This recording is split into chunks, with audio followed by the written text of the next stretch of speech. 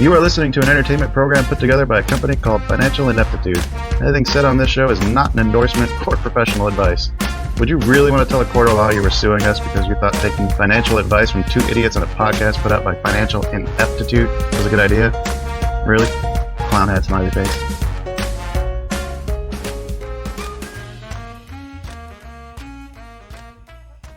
Well, hello and welcome, everyone. Welcome to the China Shop. We are so super stoked you're here and you made it. I'm Shopkeeper Dan, and with me, as always, is Kyle, creator of FinancialIneptitude.com. How you doing today, Kyle? I'm doing all right. How are you doing?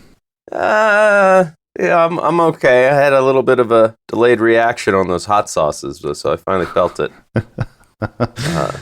I finally felt it. I was feeling it the night of. I think I was having trouble going to sleep. My stomach felt like it was smoldering. Right. Why did you eat liquid fire? Oh, yeah. If you want to check out that madness of the hot sauce challenge, we've got that all posted online. We recommend the video over the podcast. But anyway, that is an old episode. We're here to talk about today's episode. Come on in the shop with us today. Sit back, relax, rage against the hedge machine. We'd love to welcome any new listeners just joining us. We're here smashing our way into a complete set of fine china, sharing those ever-growing strategies for maximizing gains and cutting losses. If you're new to the shop and stock trading in general, you can always check out our Knowledge Center on FinancialIneptitude.com. or give one of our beginning trading episodes a listen. We'll have all those links in the episode description. But the best place to be is up on our Discord server. Kyle and I get on there every day. Really just awesome place to be. And when you do join that server, send us a private message or email with your mailing address so we can send you a Smash It Yourself mug, shot glass straight from the shop. Mm-hmm. We're just so glad everybody's here. So glad you made it. It's a lot of fun. Always better with friends. Kyle, we got any fascinating show news to update the folks on? Fascinating? I don't know if it's that good. Wednesday, we have our episode with Alan Sama coming out. I had a nice chat with him about options. He passively trades options, which is kind of what I was trying to do, or am still trying to do. It's interesting to see that somebody else had the same idea 10 years before I did. It just means you're on to something. Yeah, it's just... This is the first person I talked to that's trying to do the same thing, and you would have thought it would have happened sooner. The week after that, we got Deborah Ellis, followed by Matt Reiner, and then your friend, what's his name again? Caleb, another crypto expert. And beginning of December, Richard Friesen's coming back. Oh, I fucking love Richard Friesen. That guy's awesome. I do. I know. We just we need to do better at getting him regularly on. Yeah. I think he's a fan favorite too at this point. Yeah. You just want to get me on the couch because you had to do it. Well, I haven't. That's part of it. The other part is that when we first started talking to him and looking at he gave us access to his program, but then as I was trying to follow it, I realized that I knew nothing about trading. Yeah. His program assumes you have a strategy and you know what you're doing. Well, yeah. When I was asking setups, okay, what's a setup? Oh, you mean a pullback or a fade or a... okay, I know what some of these terms mean now. Maybe now this material will be helpful. Now we're in a place where we can really make use of it. Yes, exactly. That's going to be exciting. I look forward to that. Mm-hmm, me too. But today's show we've got for you today is... braggadocious? Idealistic. Oh. Impeccable.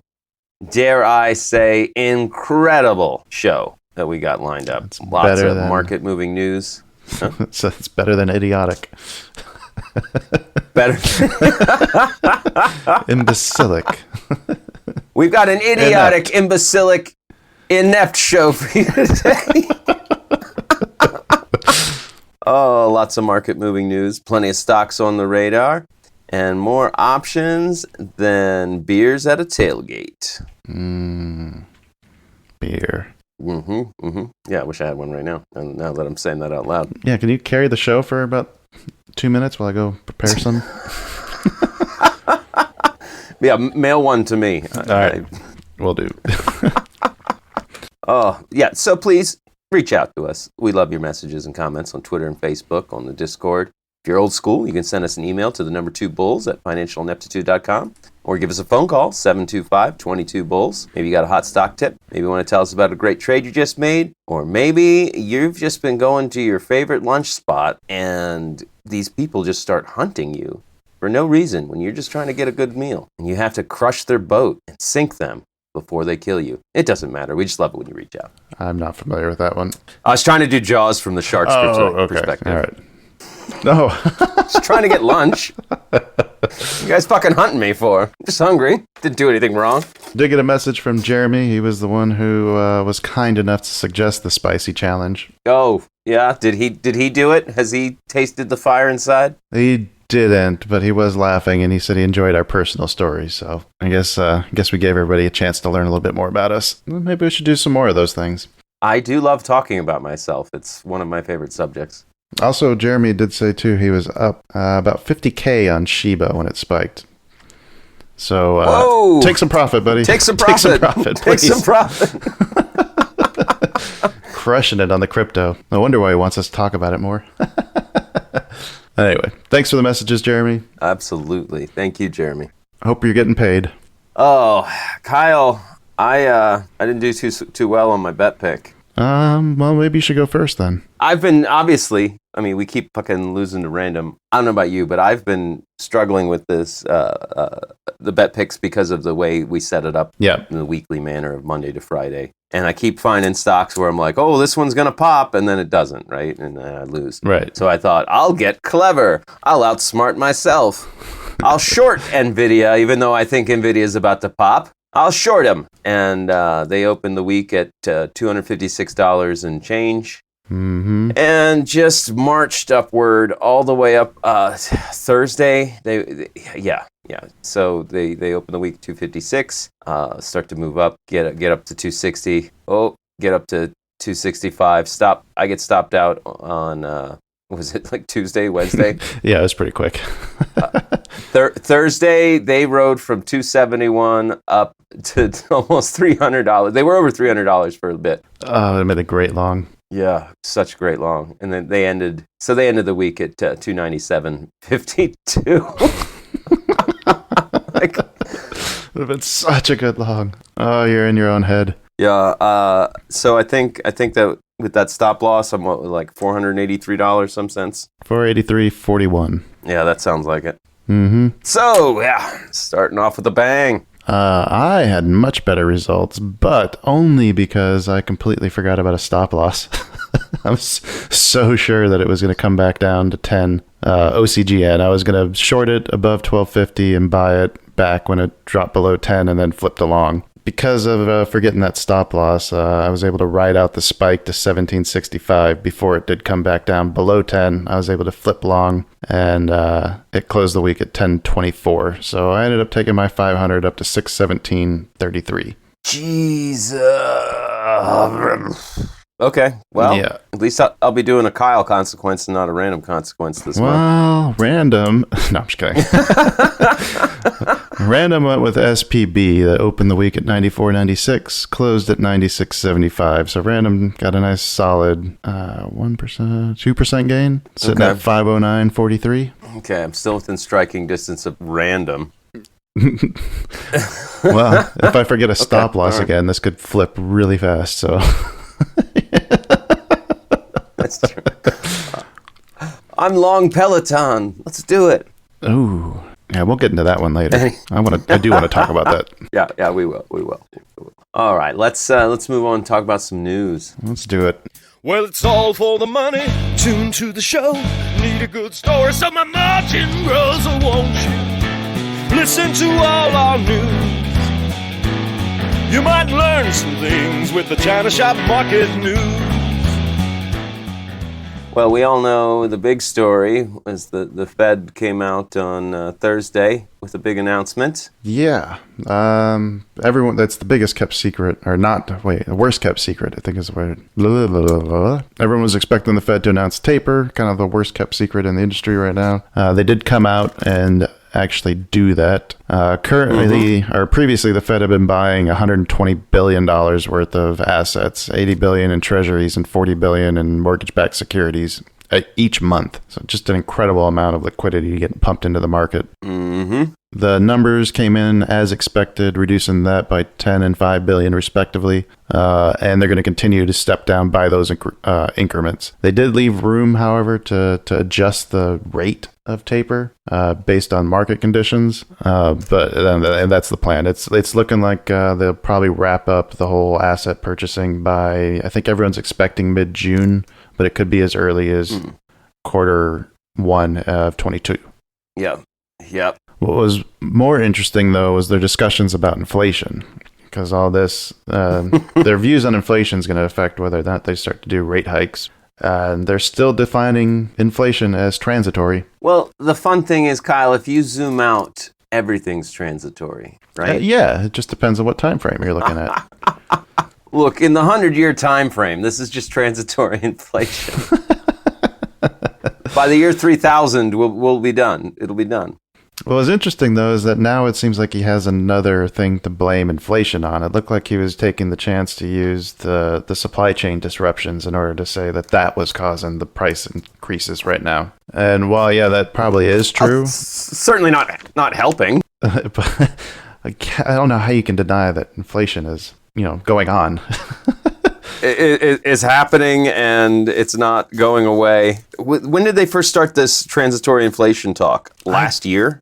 Yeah, it's been a while. Probably since the stimulus started. Because I seem to recall talking about it last fall and winter. Mm-hmm. Because they had been printing the money for so long. Like when we posted that chart on the Discord showing how much new money got put in the system. Right. Like that, it feels like a long time ago. The article I'm looking at, Greg McBride said that he doesn't know if the word transitory is going to be used as frequently anymore. So the Fed has acknowledged that this could persist longer and higher levels than originally expected. Keith Buchanan, portfolio manager at Globat Investments, said the more sticky nature of the current inflation pressures presents a challenge Powell needs to address. And you remember Bostic, Atlanta Fed president? He went even further, calling the word transitory a dirty word. Bostic says he expects the supply chain disruptions driving up prices will linger, saying by this definition, then the forces are not transitory. Okay, so what's the next buzzword if it's not transitory? Are they going to start calling it controlled inflation? Like, yeah, look, we've got controlled inflation. Let's see. They said that inflation is front and center issue. Is front and center as an issue and will be for the next 6 to 12 months easily, but that alone is not going to dictate their action. Economic growth, labor market, and even geopolitical concerns very likely come into play. I guess it's their job to do things like call it transitory inflation, because if the Fed chairman came out and said, we've got runaway out of control inflation, like everybody's going to freak out. The job of the Fed, or at least Powell's job, seems to be placating investors. And I think George talked a bit about this on his market update that he did the morning after. Yeah. Because the reaction to the announcement of this tapering was the complete opposite of what I think everyone was expecting. Oh, yeah. I mean, we fucking ripped to new all-time highs after they said that they're not going to buy as much shit anymore. What?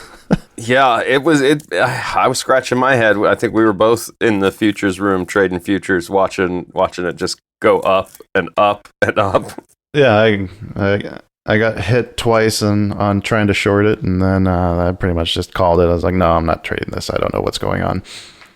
I probably, if I would have flipped my bias and didn't come in there, that's probably what happened. Everyone was probably trying to short it, and what happens when everyone shorts it? Well, they got to buy it back.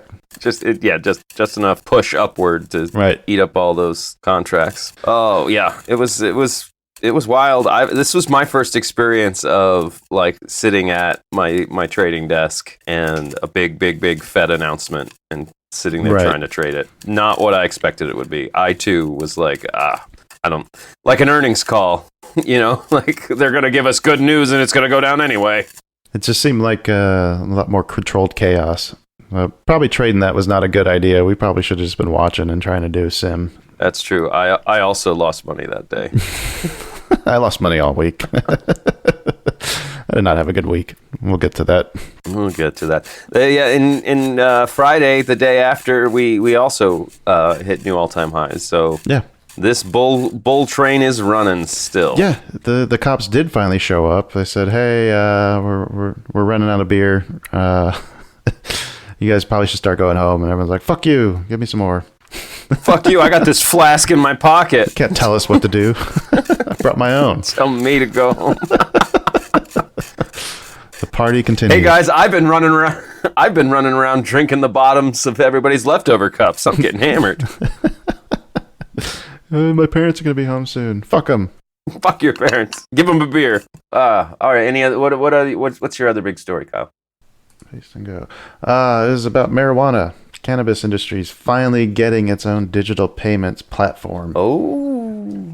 Valley Bank unveiled plans for Valley Pay earlier this month with aspirations to migrate cannabis businesses' cash usage to a secure web application. So the platform is going to operate as a digital wallet seeking to serve cannabis dispensaries, growers, testing labs, armored car services, wholesalers, and other CBD hemp businesses. As you know, based on the way the federal government has classified marijuana, that most banks are afraid to even touch anything related to the even if it's legal in the state, they don't want to deal with it, and rightly so. So most of these cannabis businesses have to operate like completely in cash, and that's not good. No. So while it would probably be much better if we just went ahead and fucking legalized it, if you remember from our conversation with Jennifer Beck over at GE, yeah, there's definitely an incentive for even the states to keep this as a classified. What's the classification? Class 2, Class 1? Keeping it as illegal on the federal level, because that allows them to tax the ever living shit out of it, and they get to tax the gross rather than the net profit. So you can't even write off your expenses or losses. Yeah. Marijuana companies getting crushed by their weird space they inhabit in the commerce system. Yeah, and we're getting close to having to start thinking about midterms. I mean, if the Congress is going to push through legalization while they got control of the House and the Senate, they need to do it quick, don't they? Now's the time. I would think. With as closely as the Senate, I mean, the Senate's split 50-50 right now, right? So I wouldn't be relying on them to maintain that lead going into midterms. Yeah, I don't. Well, and it's weird because only certain types of bills are passed by a majority vote. Like a lot of them take like a 60 vote, right, to happen. A lot of what they do. So I don't know. It feels like a split Congress, even though it's technically not. It does segue into my last little story, real quick. Oh yeah, we spoke last November on this show about the stock market reacting to politics, right? And I had come across the data that the market loves Democrat president. And a Republican Congress. A split Congress. Right? Yeah, and a split Congress. So we were optimistic about the future of the S&P, and I would like to say that we're doing just fine. Best one-year run after an election. Yeah, the S&P 500 is up 37.5% since the last presidential election.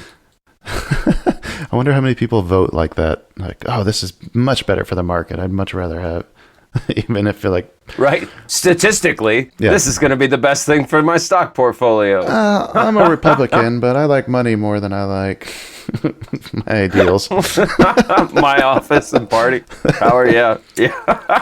Hey, there's nothing more American than valuing money over your ideals. There's nothing more Republican. No, I'm just kidding. I can say that. It's a joke, people. Calm down. All right. Should we move on? Yeah, let's move on. We've got some fun stock stuff to talk about.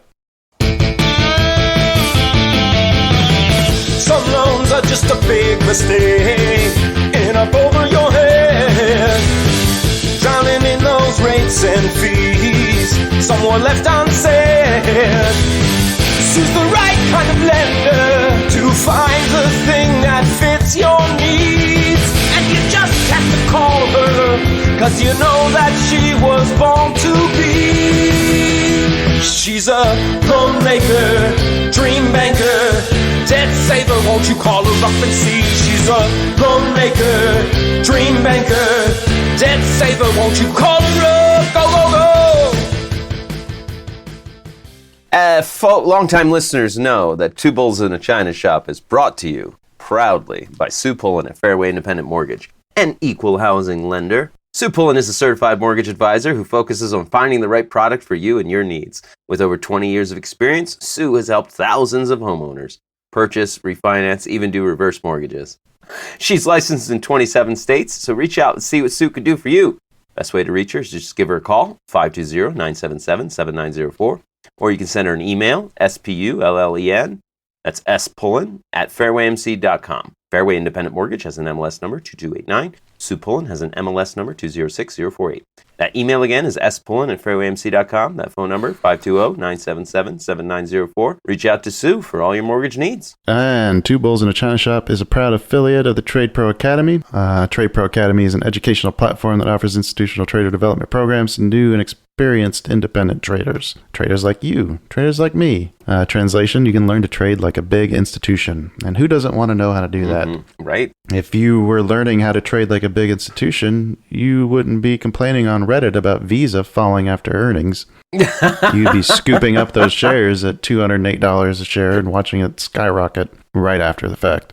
They have got a great staff of highly knowledgeable and successful traders, and there's no better place we found to learn all you need to know to be a successful trader. Find them online at tradeproacademy.com, or you can use our affiliate link in the episode description. We've also got discount links in our Discord. So if you want to get access to 10% off, then please join our Discord. You'll find the links in the discount links channel. Yep.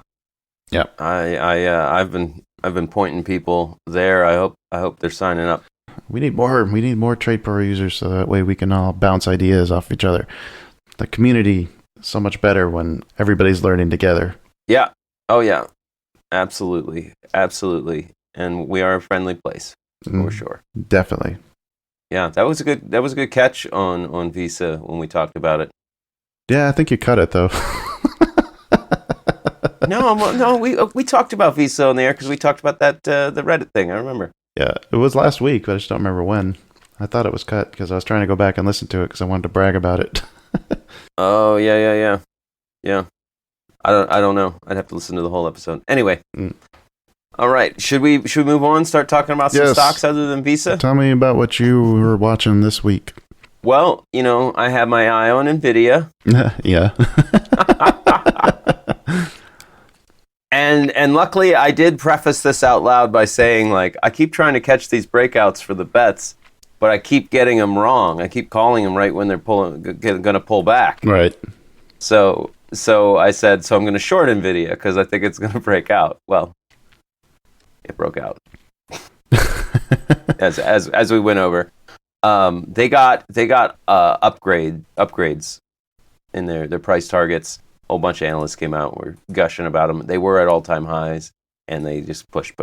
That was really the one on my watch list that moved. Well, I guess I should say moved upward because Peleton had a hell of an end of the week. Ooh, boy. Okay, so I've been watching Peleton because they hit since this summer, right? They were hitting all-time highs up at 120 over 170. At the beginning of the year, they hit 170, and then they came down, and I was like, okay, I'm watching this for a pullback, and that's when I started watching in the summer. And they could never get higher than like 128, and they've been in a downward run ever since. I started options day trading them when they were up at 115, and it just went all the way down to 80. It found its floor, and it started to kind of make its way back up. Big earnings call, and I did look into this. They had an earnings call on Friday, and basically in that earnings call, they were like, okay, the pandemic's over. Everybody's going back to the pandemic's not over. Everybody's going back to the gym. And they had to revise their sales, Kyle. Oh, no. Their sales estimates, they had to revise it lower to the tune of $1 billion. Ooh. Oh. They are now predicting $1 billion less in sales. Yeah, that'll have an effect. Direct quote from CEO John Foley: "From forecasting consumer demands to accurately predicting logistics costs, our teams have never seen a more complex operating environment in which to guide our expected results this year." So yeah, if you recall, they've been plagued by supply chain issues. Like, they haven't been able to get stuff to build their bikes. I don't think this is done dropping either, looking at the chart. I mean, it's currently at 55, and I could see this going down to at least 50. Yeah. Thursday, it closed at 85.79. Friday, it gapped down to $57. Oh, that's like a 35% gap. Now, gaps do get filled, so I'm really watching Peleton now. Yeah, just looking at the volume profile, and I don't know that. I mean, you got some support that should build around 45, and then you got more support that should start picking up around 32. So I wouldn't be trying to catch this yet. I think you need to watch and see where the buyers finally step back in. They're not stepping in yet. No, they're not. They are not, and I wholeheartedly agree. Looking at this volume profile, if you go back and take it a year, because that's how far you have to go back to see what was happening at this price level.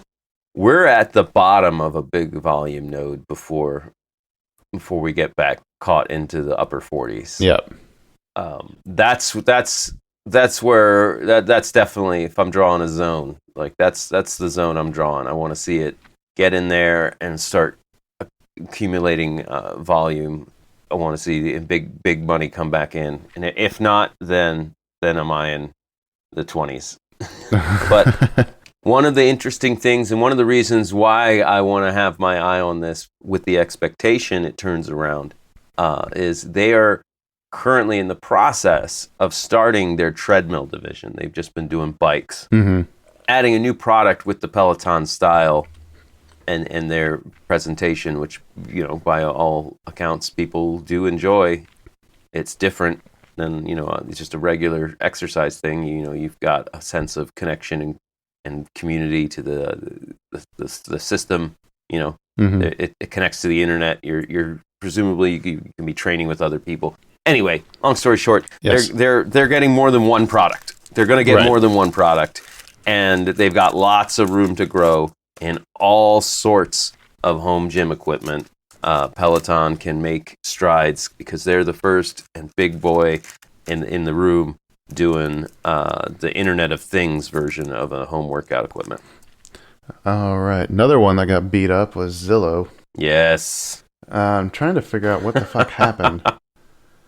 I know what happened. Well, I'm trying to see if they actually, because there's some discussion of it on our Discord, and I think what was explained to us was that their home buying bot, they basically just wrote an algorithm and let it go through, like, trying to buy things instantly from people, and just kind of left it unsupervised. Yep. I'm trying to see if that actually specifies that in the story that I found on it. The one I found was a local story from Orlando. I don't know if I shared it on the Discord yet or not. And it specified that, exactly what you just said. So Orlando, it's Florida, it's seasonal, right? Mm-hmm. They like Tucson, they're bigger in the winter than they are in the summer. So, like, local real estate agents will be like, okay, the winter just ended, like, house prices are about to get cheap. This is when you should look to buy. Client that I know and am talking to in person. Mm-hmm.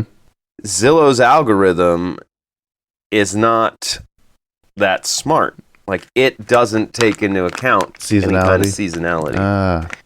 So like, the house, the example that they gave in the article, Zillow's AI bot bought the house above market value because its bot is just assuming consistent, steady growth. Right. They put minimal amount of new things into it, and just stuck it on the market. Jesus.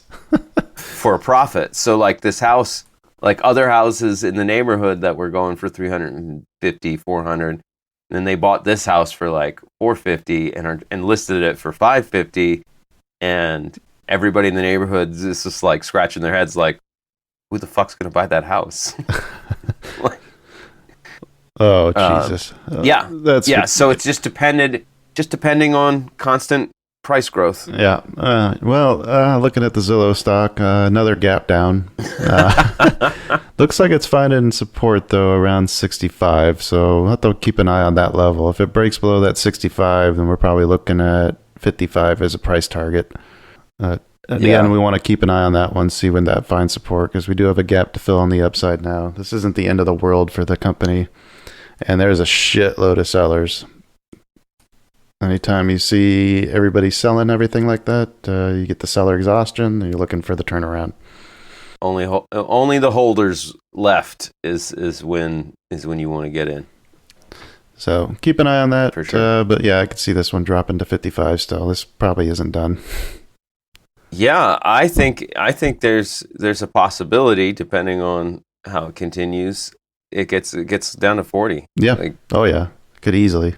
But the fact of the matter is, they did catch what was happening, and they are now trying to unwind all of these positions. So even if they take losses, it's money they've already spent. So they'll be pulling by liquidating all these properties. They will then have a pile of liquid cash. Yeah. So Zillow's not going away. They're going to pivot to some other. Probably focus on their core and pivot to some other new avenue with all this liquidity and cash that they're going to have. So yeah, two big turnaround plays I'm now looking at. Huge drops from Peleton and Zillow, and we just want to watch and see where it finds the bottom so it can make a move. All right. Like an institution. There's a couple other stocks on my radar that I'm watching. I'm just going to go through them here real quick. Visa, I do have a small position in that one. Looking to see if we can get that gap filled in that 225 to 232 area. It broke above the 214.50 support that we wanted to see, or resistance. Broke through that on Friday with some solid volume. So it looks like this one's got some strength right now. We should see it. We should see it continue up. I think 225 is our first price target. If we can hit that, maybe take a little bit off and see if we can ride it up to 230. Another one that I liked, that I was watching, I had this one on my list for a long time, is some of the ascending triangles. I was looking at patterns close to their all-time highs. That's Fortive company, FTV. It did break above that 75 level finally with some good volume, but the volume's starting to taper off now. And then if you look at the doji, it just posted on this high. This one looks like it's ripe for a bit of a fall. Oh, yeah. So I do still like this stock, but I'm watching this to come back into that 76, 75 area and see if it holds support there, and maybe picking up some options to see if I can ride the continuation up. I'm looking at that daily. This is the second time in 6 days where it's made that evening star doji. Mm-hmm. Yet all of that green volume after that last doji is it's going down. Yeah, this one looks like it's starting to top. I really like I like that. I like that play. I like that top. I think you're onto something. Let's see. Target was another one that popped up on my list. Looks like we failed to make a new high. Just dropped below a key support at 255. It's trading at 254.27 right now. We have to watch that and see if that continues. If that continues, and I can see this one running down to 245, maybe even all the way down to the 230s. Yeah. This was pushing for a new high, and totally failed. It found new resistance right at that last, I would say, consolidation period, right towards the top. Definitely got lots of room below. I still have some levels drawn from when I was day trading. Yep, me too. Target was on my list. Everything Kyle just said, I wholeheartedly agree with. All right, we're starting to run a little long. Is there anything else that you really want to talk about as far as stocks go? Well, folks, I gotta short me some Tesla. Oh, really? No, that's how you go bankrupt. No. Wait, we talked about that last week. We decided that was stupid, and we were right. I know. I just want to reiterate again, like, no matter what I don't trade Tesla. No. I think it defies technical analysis. Yeah. It defies all rationality. Well, the only reason I brought it up real quick was because was announced. Tesla announced they're like, we never signed any contract with Hertz. Oh, that's like, right. Yeah, and it still did okay. We haven't. We didn't sell 100,000 Teslas to Hertz, and then it's still doing just fine. $1,222 a share. All right, let's. We got any earnings coming up? We got a bunch. My motto's always been when I'm right, it's right. So I'll wait and watch the charts and the change in price. When the movement's mostly finished at the end of the day, and we know the coming earnings gonna move it my way. Skyrockets in sight, earnings call delight. Earnings call delight. On the 8th, we've got AMC, which coincidentally, too, just announced it's getting into the popcorn industry. Ooh. I don't know how Orville Redenbacher is going to take that, but it'd be interesting to see. We've also got Roblox, Trade Desk, and PayPal. On the 8th, on the 9th, we've got Palantir, Neo, Coinbase, Ocugen, and Unity. On the 10th, we've got SoFi, Disney, Wendy's, and Beyond Meat. I threw Wendy's in there because of the Wen Lambo thing. On the 11th, we've got Blink, your favorite, Sundial, and Lordstown. And then on the 12th, we've got AstraZeneca. Oh, AstraZeneca.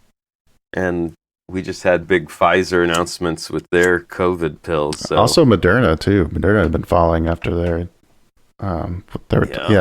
keep an eye on these biotechs. All right. Mm-hmm. Time for some crypto talk? Oh, yeah. Yeah. Look at the news. What do you see? The cult of cryptocurrency. I know you're greedy. I know you need. You need that Bitcoin, either NFT. Cult of cryptocurrency. I actually, where's my notebook? I actually took fucking notes on one of these news stories. Oh, really? Of course. Ooh, must have been a good one. I did. Must have been a good one, but I don't... You can't find your notes, can you? Okay. You don't know me. Yeah, I do. Okay. Oh, I found it. Right. I found it. Right. It slipped off my desk into the trash can. Okay. Oh, I think that's what happened to my jury duty paperwork. All right. So, crypto, it's hit a point where it's a $2.5 trillion market. Mm-hmm. It's about the size of the economy of France, to put that in perspective. That's not a small amount of money. No. So the fight continues. We've talked about this before. They're still fighting, like, who even gets to regulate this thing, right? Right. Right now, it's like a kind of a sparring match between the SEC and the CFTC, which is the Commodities Futures Trading Commission. Right. Which I don't know. I don't know if I agree that the Commodities Futures Trading Commission aligns with crypto more than the securities. I feel like it's way more of a security. It wants to be a currency, though. The currency's in the name. Whoever controls currency should get to control it, I think. The Federal Reserve? Yeah, sure. Okay. They do such a fine job. Yeah, I guess. All right, maybe not. Well, Gary Gensler, I didn't know this. He taught, and forgive me if you actually said this on the show, and it's just wiped from my brain by sleeping. Gary Gensler, who heads the SEC, he taught an MIT course called Blockchain and Money. Mm-hmm. So I think he's probably knows more than I do. Yes. I think things about the blockchain and crypto. He said recently in August, not enough investor protection in crypto. It's like the Wild West. We need Congress to define this, right? Define these products and platforms. Mm-hmm. We got on the other side, we got the CFTC acting chairman, Rostin Benham. He's still trying to get confirmed, but He's the CFTC guy that's fighting the SEC.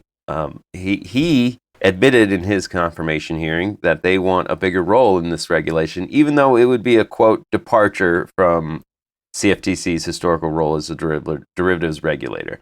Also asking Congress, hey, can you guys define crypto so we can start fucking regulating it? Like, so that's where we're at. Where we're at now is they're going to define it to regulate it. Like, we can expect these regulations to come. So I guess there's still going to be some more Wild West going on till we get there. But there's several other people in the mix. We got Janet Yellen at the Treasury Department. She's the one who released that stablecoin report. Mm-hmm. She's also asking Congress to determine who the hell has the authorities, because without it, if they don't, Janet Yellen chairs the Financial Stability Oversight Council, which, if they want to, can step in and start regulating right now. Right. Like, they already have the power, but it sounds like she doesn't want them to have the power. Well, didn't she? I mean, wasn't she the one behind the regulations on the stablecoin? Yes. Yeah. Okay. And it feels like that she doesn't want these regulations to be coming from what's it called, the Financial Stability Oversight Council. Right. But like, her time in the not only Treasury Department, like, she used to chair the Fed. Mm-hmm. Janet Yellen.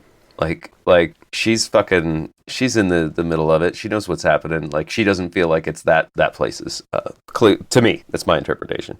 Anyway, a whole bunch of senators, from Elizabeth Warren, a crypto skeptic, concerned about the lack of regulation. She's trying to get it.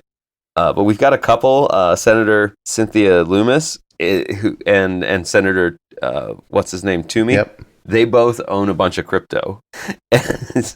Like, her Senator Loomis's staff calls her a hodler. Nice. Yeah, I guess she's openly admitted she bought Bitcoin in 2013 at $330 a Bitcoin. Well done. Right? Can you guess which senators are saying we shouldn't regulate crypto too much? Well, what is the goal of the regulation? How are they planning to protect investors? That's the question.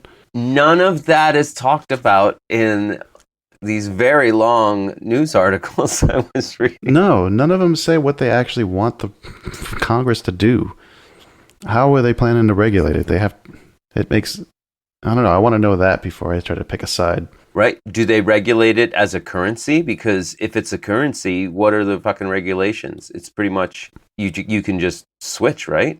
I don't know. If that's George. I don't know. Is there like a limit? Like, oh, you can only move $10 million to 10 million to euros. I don't think there's any limits like that. No, I think I don't know what what do they do for stocks? They make them have to conform to reporting standards. Mm-hmm. I don't know. What's a cryptocurrency going to report? They have to report how much they're printing? They're always reporting on the blockchain. Like, it's kind of designed to be open source transparency. But even so, with all that, I think the concern that a lot of people come from is the pump and dumps? How easy it is to use in black market transactions. Yeah, money's pretty fucking easy to use too, though. That's true. We did have, like, HSBC. They got a fine because they got caught being the banker for cartels in Mexico. I mean, money's money. Money's money. Yeah. Okay. Well, crypto's easier to track than money, isn't it? well, it's just an anonymous wallet number. Yeah, but you know exactly what that wallet's purchasing, when, where.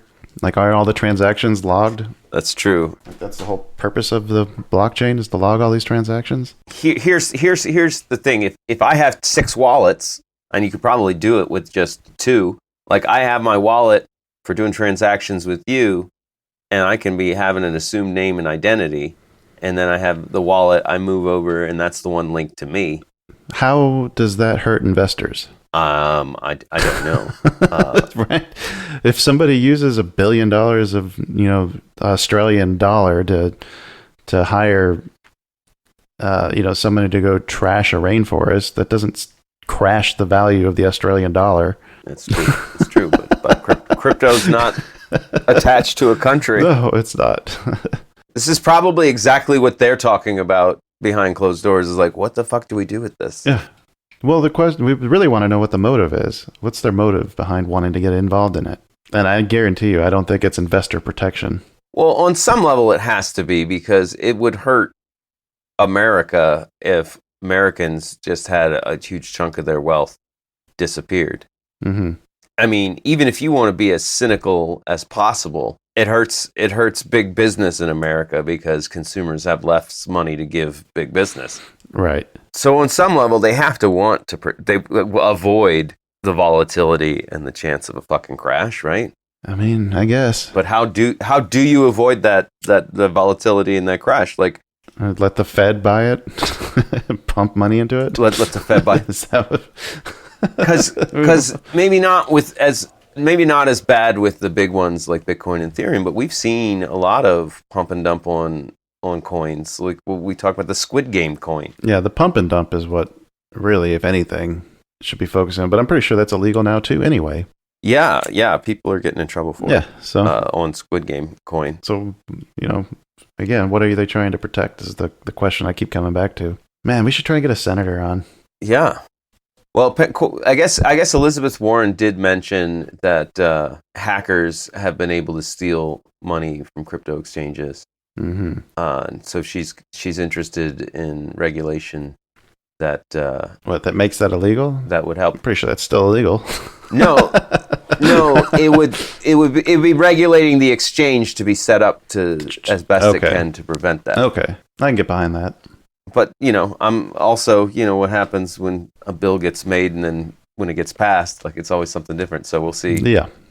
See if I don't think Congress should be the one. I think they should just define it and then let the SEC fucking take care of it from there. Anyway, that's my big crypto story. All right, I think I heard a clicky pen down. Oh no, that was a lighter. Oh, okay. I was lighting a candle. Is it time to move on to draw? Draw, motherfucker. So close. Pew pew.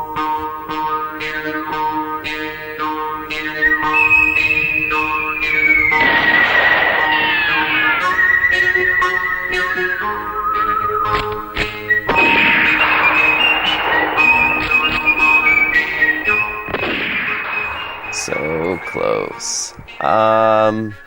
Good for the week.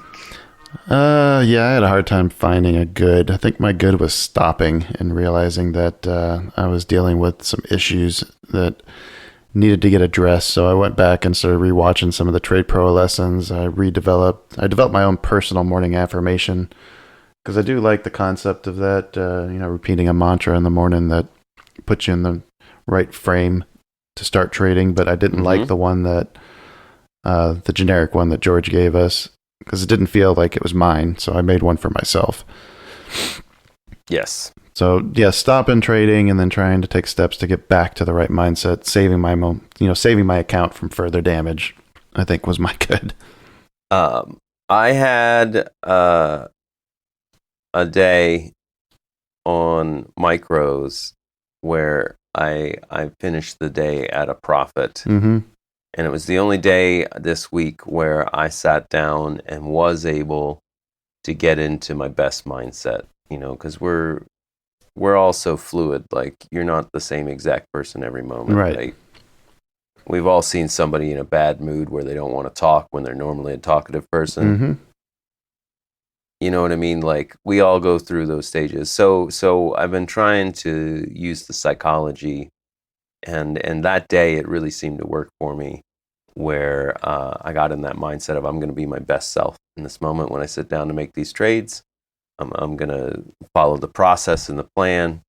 I'm going to read what's happening. I'm going to get my confirmations. I'm going to do it in my zones. And it all came together, and I was profitable. And that's definitely my good for the week. Nice. Wholeheartedly. My bad obviously ties into my good, which was dealing with that lack of confidence. Yeah. And just, I kind of talked a little bit to George about it when we were eating the hot wings, but just like the roller coaster of emotions that sometimes you go through from like day to day to week, even, hour to hour. So it's still trying to figure out a way to deal with that. But I think I at least got a plan, put something together. I didn't take any trades Friday because was trying to get back to the basics, and I didn't see anything that fit with what my morning plan was. Whereas normally I'd be trying to force something, and I think that's how I was getting, away from myself. Getting rolled over. Yeah. Yeah. What was your bad? My bad was, I want to say, the day trading when the news had come out, and since I was on the micros, I had 3 losses in a row, and I was like, it's the micros, I can have one more. No, that's bad. Yeah, that's a good point, because I've had the same scenario, whereas 3 trade losses in a row, but it's much less size than what I'm used to putting on. So, does that count? Right? It was easy for me to say, like, Dan, what's the worst you lose in $8? Come on. See, I've treated that as like I still have a hard cap. If I'm trading the micros, I have a set amount that I'm allowed to lose. I personally, I need to stick to the 3 losses in a row, and I walk away. Like, I need to shut it off. I think you're right too, because I don't think that having the set limit, because it seems like if I have a set limit I'm allowed to lose, I'm going to hit that. Right. When I sit down away from it, the plan is 3 losses in a row, you walk away, and then you pat yourself on the back because you followed your risk management strategy. Mm-hmm. And if I get in my head and I'm like, it's just losing another $8. Well, guess what? I'm only thinking about that one trade, and I'm not thinking about my overall strategy. Right. And I can tell myself that again and again and again. Next thing I know, I've lost 6 trades in a row. Right. Yep. Whoa. Dan, so that's my bad. I was a bad risk manager. Yep. That's how you spiral. Uh-huh. Oh, my ugly is just how far from my initially successful strategies I've drifted. Not filling out the trading tickets like I'm supposed to, not watching for the pullbacks and the levels and getting the confirmations, like just trying to go willy-nilly trading rotations. I found myself going back and looking. I'm like, okay, I put on this trade, but I didn't have any of my qualifiers. Like what was I thinking? Why was I was just seeing the level and thinking, I know what it's going to do. Acting like you've been doing this 20 years. Right. And we haven't. We've been doing this for a month.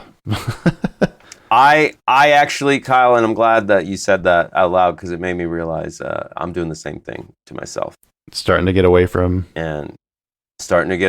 logging every trade on my book because I'm watching it and I feel like I know what I'm doing. So I'm acting like I've fucking been trading 20 years. That's where that thought came from, was like, Dan, you haven't been trading 20 years. No, you can't. No, we have not. You can't do this. You got to fucking stick to the process. Yep. My ugly, I think we were talking about it on one of our calls on the Discord channel. Like I withdrew everything from my Ameritrade account that I was using to trade options, and I left like $100 in there. And I worked it up to the mid 200s, right? I'm like, wow, nice. Okay, this is fucking fun. When I had that good day on the futures, like I didn't want to stop. So this wasn't disastrous, but you can go back and look at the Kyle and Dan Trades channel. You can see that I just started over trading. Small positions. Like I bought some Disney puts and got crushed on a gap up. Yeah, you did. And I bought some BlackBerry calls because it was like I can call the bottom of BlackBerry. And I got punished on that move too. Yeah. I mean, I still made some great options moves in the week, but just got too confident. No matter how much money I even if I'd made or lost, I realized after I placed those trades, Dan, like Richard Friesen, take your emotional set score. Like you're not doing this because you're like, this is a great play. You're doing this because you're like, I'm on a roll. Yeah, I want to keep going. Yeah, I'm not done. I don't want to be done yet. Yeah, I want more of this fucking dopamine. I don't want to be done. I'm having a good time. Yep. Right? And it's like, nope, that's not how you make money, motherfucker. You know that. So that's my ugly. Oh, all right. Well, should we wrap this thing up with a bet? Yeah.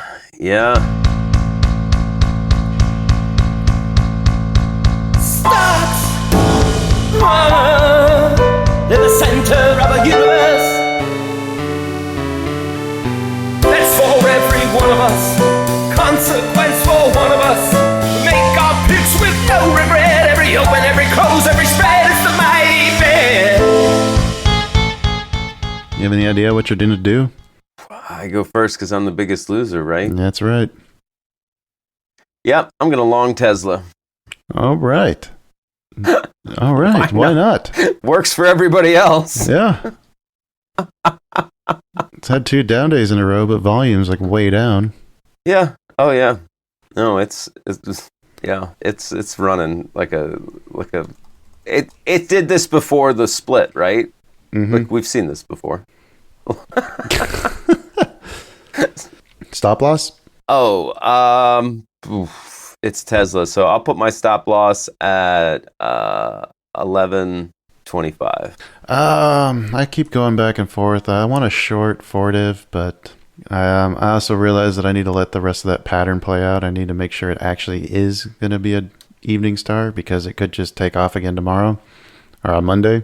Like it did the last evening star? Yes, exactly. When it didn't actually finish doing an evening star, because you need the candle afterwards to actually make it, right? It's a 3-candle pattern. Yes. So, not going to do that. I think I am just going to go long Visa. Oh, yeah, I like it. I'm going to go long Visa, and I'm going to have a price target at 225. I'll take half, and then I'll sell the rest at 230. And stop loss, I'm going to give this room. So, we're going to say 206. Okay. All right. We also need a random. Give me a number 1 through 12. 11. All right. NASDAQ Capital Goods. This should be interesting. Green Power Motor Company. GP. All right. It is ranging pretty hard. It's on the top of that range. Nice bear trend. Good. Random's back. Fucking lose, random. All right, folks. I'm long Tesla. Kyle's long Visa, and Random is long GP. Green Power Energy.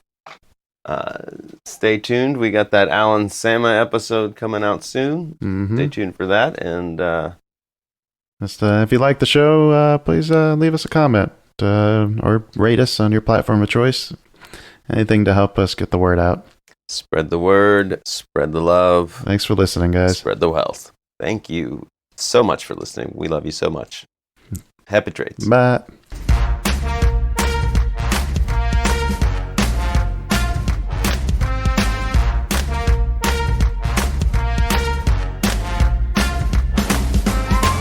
Two Bulls in a China Shop is an entertainment program, and all thoughts and opinions expressed in the show belong to the hosts and not of any company. They are not intended to provide specific advice or recommendations for any individual or on any specific security or investment product. It is only intended to provide entertainment about stocks in the financial industry of trading.